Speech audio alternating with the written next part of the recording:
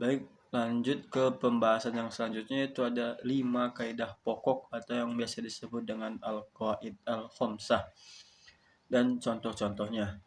Jadi 5 kaidah ini itu adalah inti dari ilmu qawaidul fikih. Jadi seluruh permasalahan hukum Islam itu pada dasarnya bermuara dan dapat diselesaikan melalui 5 kaidah induk ini. Baik, saya akan menjelaskan kaidah yang pertama, yaitu ada al-umuru bimaqasidiha, yang artinya itu adalah segala sesuatu atau perkara tergantung pada tujuannya atau niatnya. Nah, jadi kaidah ini itu menetapkan bahwa status hukum dari perbuatan, ucapan, maupun transaksi seseorang itu apakah bernilai ibadah atau dosa, sah atau batal. Nah, itu sangat ditentukan oleh niat di dalam hatinya saat melakukan perbuatan tersebut. Jadi kaidah ini bersumber langsung dari hadis sahih, innamal a'malu binniyat, yang artinya sesungguhnya amal itu tergantung pada niatnya. Contoh penerapannya ya, itu yang pertama, misal jika seseorang menyembelih seekor sapi, nah dia itu berniat untuk untuk berkurban atau untuk dikonsumsi lah secara sah, maka hukumnya adalah boleh daging tersebut halal dan ibadah juga untuk dikurbankan. Namun misalkan jika perbuatan menyembelih sapi ini diniatkan sebagai sesajen untuk makhluk halus atau untuk penunggu suatu tempat, nah maka eh, daging tersebut itu haram untuk dikonsumsi karena itu adalah perbuatan yang syirik. Ada contoh kedua, itu misal apabila seseorang nih ya menemukan sebuah barang, misal di tempat umum lah, sebuah barang berharga, lalu dia itu mengambilnya.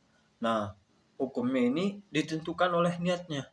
Misal dia itu mengambil dengan niat untuk mengamankan ya, mengamankan dan mengembalikan kepada pemilik sahnya jika emang nanti diketahui bahwa emang ada pemilik sahnya, maka ia dinilai melakukan perbuatan yang amanah. Sebaliknya, jika ia mengambil itu dengan niat yang buruk, se, ya untuk misalkan untuk memilikinya untuk dia sendiri secara pribadi gitu tanpa izin dari yang punya, maka ia dihukumi sebagai pelaku pencurian.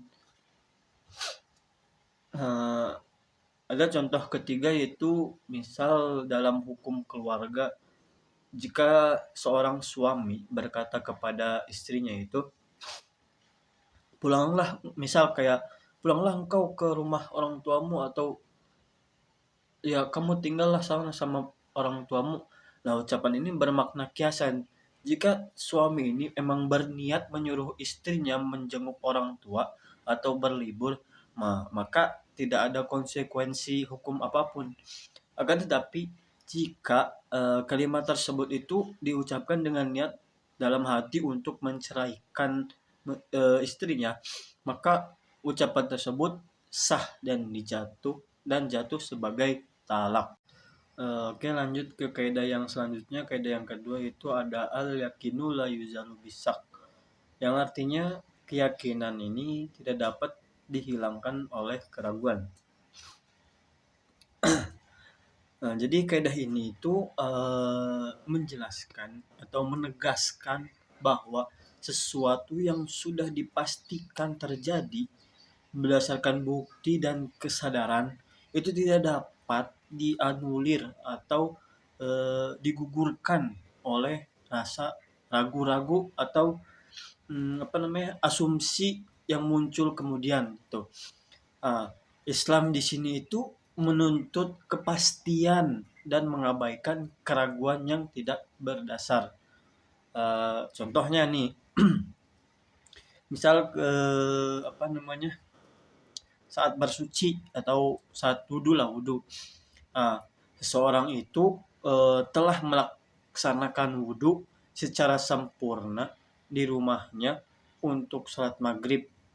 Nah, ketika ia hendak mendirikan sholat, muncul keraguan di dalam pikirannya, apakah ia sudah buang angin atau kentut gitu atau belum. Nah, berdasarkan kaidah ini statusnya yang sudah berwudu adalah sebuah keyakinan, sedangkan status batalnya adalah keraguan. Maka keraguan tersebut diabaikan dan wudunya tetap dianggap sah. Simpelnya begini, kan kita tuh sudah berwudu, lalu kita tuh yakin kita tuh sudah berwudu. Nah, di kemudian waktu gitu kita baru ragu apakah wudhu kita sudah batal atau belum. Nah, ragunya ini kan terjadi ketika kita sudah yakin bahwa kita itu telah berwudhu. Nah, maka selagi kitanya memang tidak yakin ada sesuatu sebelumnya yang membatalkan yang membatalkan wudhu kita, maka keraguan tersebut itu batal. Ada contoh lain, yaitu misal tentang hutang piutang lah. Misal si A ini terbukti secara sah pernah meminjam uang kepada si B. Nah, di kemudian hari ini si A ragu-ragu apakah ia sudah melunasi hutang atau belum. Karena status awalnya adanya utang adalah hal yang pasti, ia tuh yakin itu berhutang. Nah, sedangkan pelunasannya ini yaitu masih ragu, maka secara hukum si A ini tetap dianggap memiliki hutang sampai ia dapat membuktikan dapat membawa bukti nyata kalau dia itu memang sudah lunas membayar hutang tersebut. Ada lagi contohnya, yaitu misal pakaian yang terkena percikan air ya. Misal seseorang ini yang berjalan di pinggiran jalan lah, itu terkena percikan air dari kendaraan yang melintas gitu, dari mobil atau motor. Nah, ia ragu apakah air tersebut itu suci atau najis. Nah, hukum asal dari segala air yang di bumi maupun di langit adalah hukumnya suci. Itu adalah sebuah keyakinan. Sampai ada indikasi bau atau warna yang membuktikan kenajisannya. Nah, selama tidak ada bukti najis, pakaian tersebut dihukumi suci dan sah dipakai sholat. Karena apa? Karena air ini hukumnya suci. Mau air yang keluar dari bumi atau turun dari langit itu suci. Selagi tidak ada bukti nyata bahwa emang air tersebut terkena najis, baru dikatakan air tersebut najis. Baik, lanjut ke kaidah yang ketiga, yaitu ada al-masyaqqatu tajlibut taisir, yang artinya yaitu kesulitan itu menarik atau mendatangkan kemudahan. Nah, jadi pada kaidah ini mencerminkan prinsip kemudahan dalam syariat Islam. Nah, apabila dalam kondisi normal suatu kewajiban ibadah dirasa sangat memberatkan atau membahayakan keselamatan diri sendiri atau seseorang karena adanya uzur yang sah seperti sakit atau perjalanan jauh atau terkena bencana, maka syariat Islam memberikan dispensasi atau kelonggaran yang untuk kemudahan melakukan ibadah tersebut. Ada contohnya, yaitu misal ya, kita itu lagi melakukan perjalanan jauh lah atau safar, bepergian, yang memenuhi syarat diperbolehkannya untuk menggabungkan dua waktu sholat dalam satu waktu, itu jamak, dan meringkas rokaat sholat yang berjumlah 4 menjadi 2 rakaat. Nah, ia juga diperbolehkan untuk tidak berpuasa Ramadan dan menggantinya di lain hari.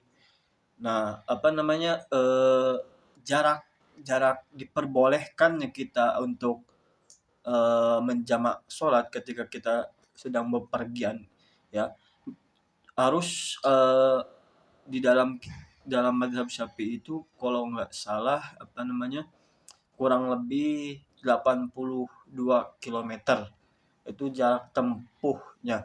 Tapi apa namanya kita sudah diperbolehkan menjamak sholat ketika kita emang masih dalam perjalanannya.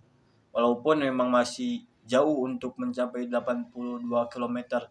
Karena yang 82 kilometer itu apa namanya tujuan perjalanan kita agar kita diperbolehkan apa namanya menggabungkan atau menjamak sholat dan mengqashar sholat. Yang kedua ada contoh lagi yaitu misal apa namanya untuk orang yang sakit. Kewajiban melaksanakan sholat 5 waktu pada dasarnya itu kan emang harus dikerjakan dengan posisi berdiri, ya. Namun misal ada pasien yang misal jika apa namanya ya habis operasi lah gitu. Terus dia itu emang untuk sementara itu tidak bisa berdiri. Nah, maka syariat Islam ini memberikan kelonggaran untuk dia itu sholat boleh sambil duduk. Jika tidak bisa lagi boleh sambil berbaring. Jika tidak ya terlentang atau tiduran bebas sesuai batas kemampuan apa namanya kemampuan orang yang sakit tersebut. Ada contoh lagi yaitu misal ketika seseorang itu misal emang wajib berwudu namun daerahnya itu terjadi kekeringan ekstrim atau pasokan air bersih yang ada hanya cukup untuk bertahan hidup untuk diminum. Maka kewajiban menggunakan air ini untuk beribadah itu untuk misal untuk berwudu, itu bisa digantikan dengan kemudahan bertayamum menggunakan debu yang suci. Baik, selanjutnya itu ada kaidah keempat yaitu ad-dororu izal, yang artinya kemudorotan itu harus dihilangkan. Jadi kaidah ini itu menjadi landasan hukum utama bagi aspek preventif dan perlindungan keselamatan dalam Islam. Jadi segala sesuatu yang misalkan yang berpotensi menimbulkan bahaya, kerusakan atau kerugian baik terhadap jiwa, harta, akal, keturunan maupun agama itu wajib dicegah sebelum terjadi dan wajib dihilangkan apabila sudah terjadi. Misalkan contoh misal jika seseorang itu membangun apa namanya pagar rumah atau kanopi garasi. Nah, itu dia tuh memakan sebagian bahu jalan umum sehingga mengganggu kelancaran lalu lintas dan membahayakan pejalan kaki. Maka berdasarkan kaidah ini jadi bangunan tersebut itu wajib dibongkar demi menghilangkan bahaya bagi publik, bagi masyarakat sekitar. Lalu ada contoh selanjutnya yaitu misal untuk penyalahgunaan narkotika itu kan hukumnya itu kan haram karena merusak akal dan tubuh. Namun dalam dunia medis zat yang memiliki efek serupa seperti morfin atau obat bius itu legal digunakan dalam dosis tertentu pada proses operasi besar, ya. Hal ini diizinkan untuk menghilangkan kemudorotan berupa rasa sakit ekstrim yang dapat